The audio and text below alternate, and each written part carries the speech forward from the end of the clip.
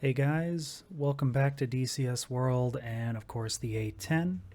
Continuing along with our tutorial series here, we're going to do a cold start. So obviously when you first get into an airplane, it's turned off and nothing is turned on, as you might expect.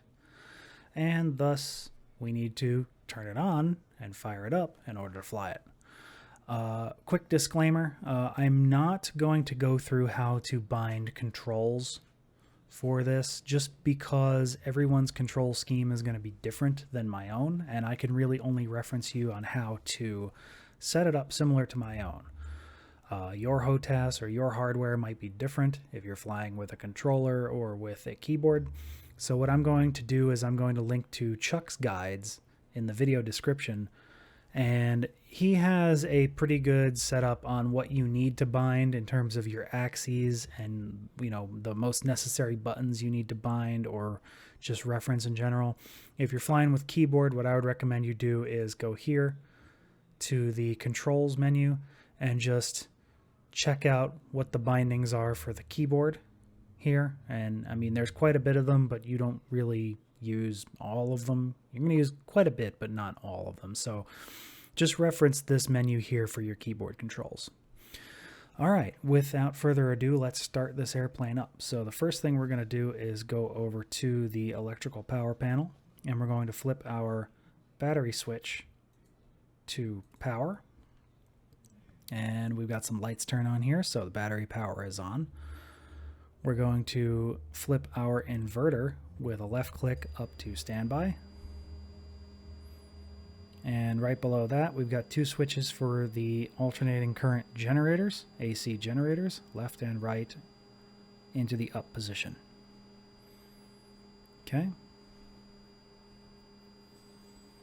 Now we're going to come over here to the left-hand side, which we are first going to arm our ejection seat. That's this yellow handle sticking up here. If we click that, it flips down. That means our ejection seat is armed.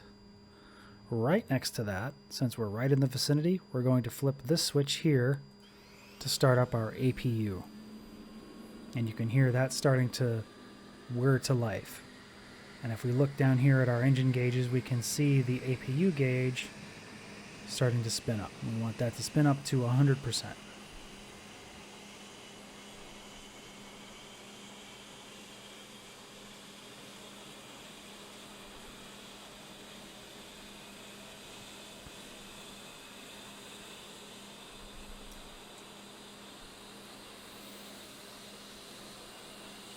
And looks like we're just about there, so we can go back over to our electrical power panel. We've got an APU generator. We'll switch that to the up position.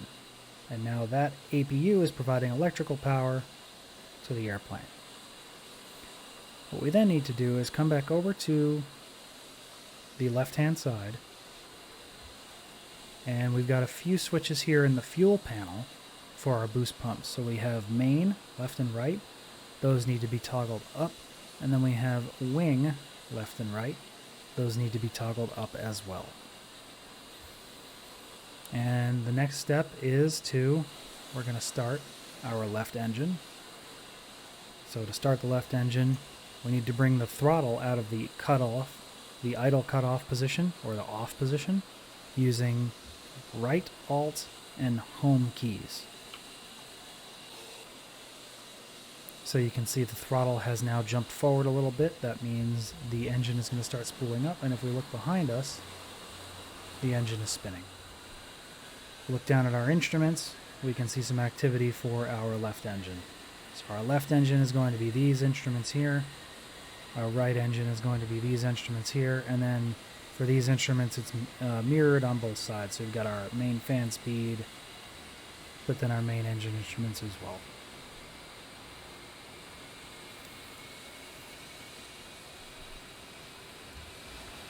So we're going to wait for that to spool up. While that's spooling up, we're going to come back over to the left-hand side here. We've got 4 switches. Whoops. Yep. Just kind of click away that master caution. If the master caution ever comes on, it's on the up front controller here. You just click it away and then it turns off. So on the left side, we have 4 switches for our stability augmentation system. We've got yaw, left and right need to come on, and pitch, left and right need to come on. So those 4 switches should all be in the up position. And I can see our left engine is fully spooled up, so we're going to just go ahead and start our right engine now. And that's going to be with right control and home.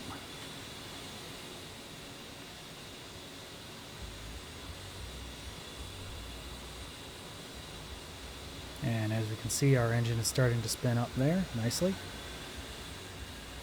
While that engine is spinning up, let's go ahead and turn on our multifunction displays. So we've got a little knob next to each multifunction display on the left and the right. Left click it twice to set it to day mode.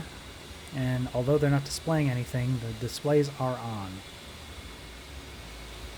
We just don't have the computers turned on yet, which we will get to in a moment. And our right engine is just about spooled up here, just another second.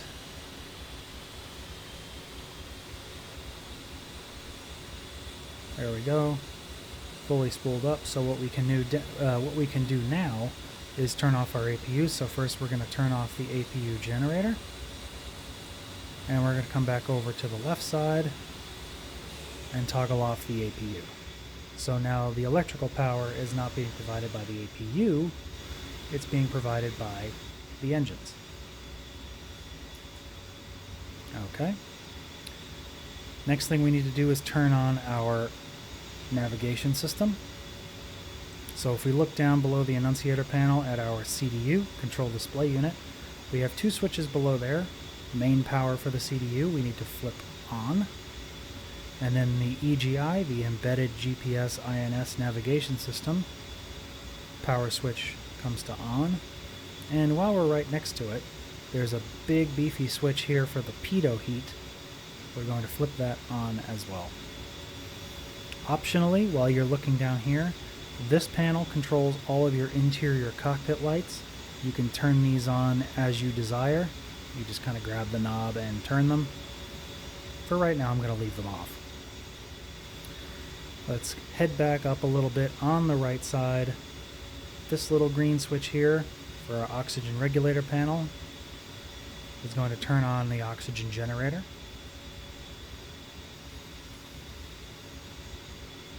Alright, and next step is going to be come up to the front dash here.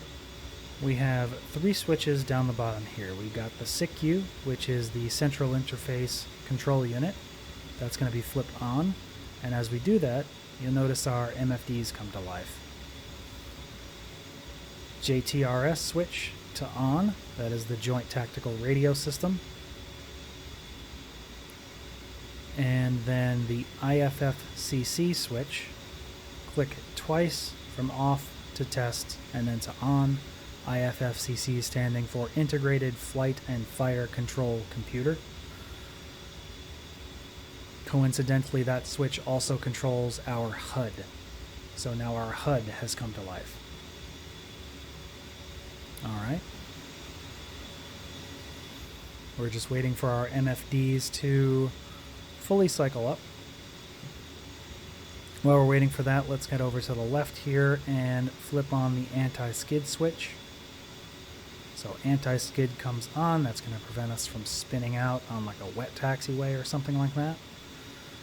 And if we notice now, our MFDs are at the DTS upload page. So what we need to do is press the push button on the right-hand side of one of the MFDs. You can do it from the left or the right screen. I usually do it from the right-hand screen. We need to hit the button labeled Load All. So we're going to click this guy right here. We can see all of the dots have disappeared from the right side for each of these items. When the dots reappear, that will mean that the DTS cartridge, the data cartridge that gets loaded back there, you know, magically before you get in the airplane in the simulator, gets loaded up. And now the dots are back, So that means the DTS upload is complete. So on this MFD, we want to hit the option push button next to, let me zoom in for you, CDU. And that's going to bring up the CDU repeater page, which is a repeat, just a literal copy of what you see on that page down there. A little hard to see because I'm turned sideways, but that is a copy of that. Or that is a copy of that. I got that backwards. That's fine.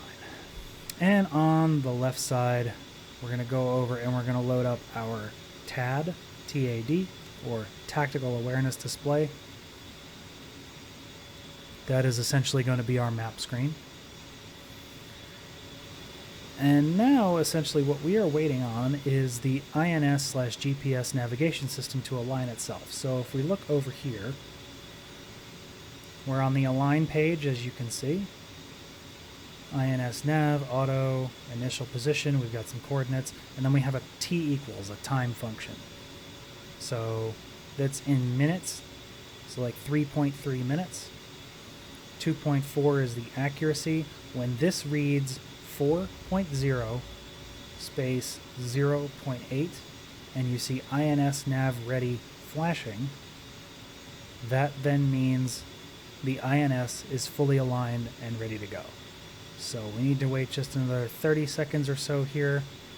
From start to finish, this takes about 4 minutes. But because we've been taking our time starting the airplane up, this is just about almost done by the time we're ready to actually start doing things with it. And should be done any second now. There it is. So now INS nav is flashing 4008.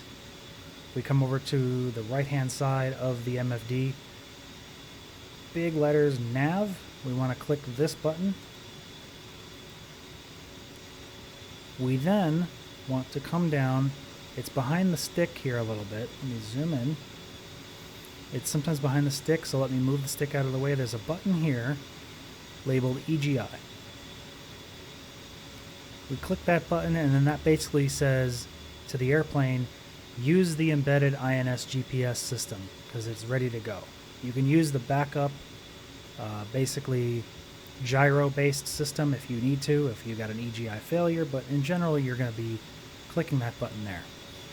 And then our last step is we kind of have to crane our neck a little bit and look down below the throttle. There's two switches here, EAC and radar altimeter. Both of these switches get toggled to the up position. Last but not least, we need to turn on our countermeasure system. So, we look down here below the annunciator panel. We have 4 switches here for the missile warning system, jammer, radar warning receiver, and dispenser systems. We're going to toggle all of them to the up position. And then there's a master mode dial for the countermeasure system. We're going to right-click that twice to manual mode, and you can hear the RWR beeping over here. Let's turn down its volume, but we can see the RWR is definitely on, the radar warning receiver, because we've got a bunch of stuff there, and we'll go into detail about that later. And we've got some activity here. Just a quick check, we've got no lights on our warnings panel here, no master cautions, everything looks good, our INS is aligned. Last thing we need to do is close the canopy using, I tend to just use the keyboard command of left control and C.